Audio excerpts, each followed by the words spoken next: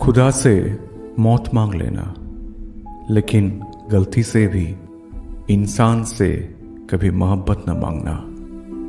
कभी ये सारा शहर अपना था और तुम अजनबी थे।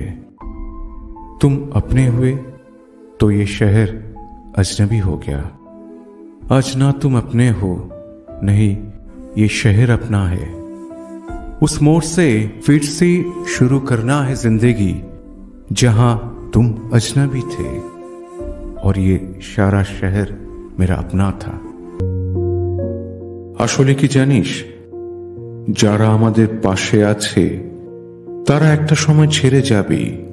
তাদের দোষ নয়, আমাদের জীবনে তাদের পাঠ ওই অতটুকুই।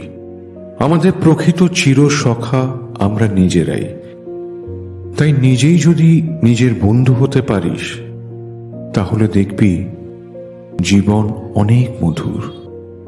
তখন আর একা হয়ে যাওয়ার এই ভয়টা আর থাকবে না।